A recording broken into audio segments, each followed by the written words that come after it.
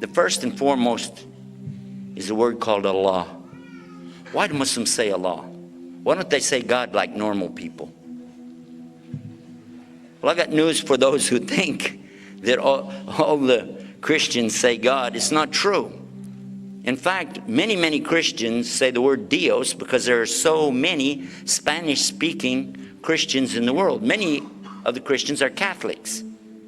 South America, Central America, and Mexico, for example, they speak Spanish or Portuguese.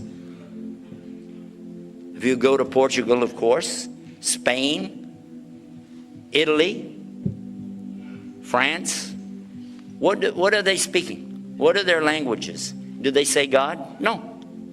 Go to Europe, go to Germany, go to Czechoslovakia, go to some of the other countries. Christians there also don't say God. They have different words for God. Is that true? But every single Muslim on earth uses the word Allah. Do you know that? Every single Muslim on earth, 1.5 billion, all agree that's what we call Allah. And, by the way, all of the Arab Christians also use the word Allah. And the Arab Jews as well.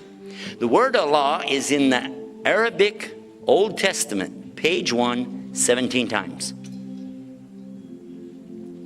And the word Allah is in the New Testament, Alif Lam Lam Ha. So for the benefit of those who think that there's something wrong with using Allah, it was used before there was the word God. The word God didn't exist even 1,000 years ago because there was no English until the Normans invaded the Saxons in 1066 AD. What did they call him before that?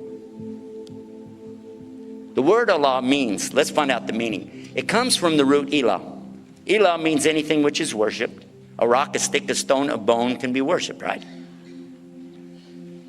And you can say Al-Ilah, which means the God, still doesn't bring it to the level of the God as in Allah. In English, you have to see it written down because it's the same word. You have to see the big G or the little G or you didn't know.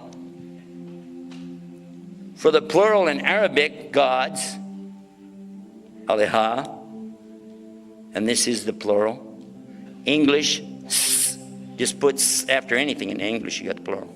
Gods, right? But when you say Allah, it cannot be made plural, and it cannot have gender. Even though it says he, huwa, in the Arabic, and even though it says we, in the Arabic, nahnu, it's only out of respect and out of royalty, never out of plural and never out of gender. God is not a man, God is not a woman, and he doesn't compare to his creation. And he said, Lam yalid, wa lam yulad, wa lam yakuluhu kufuwan ahad.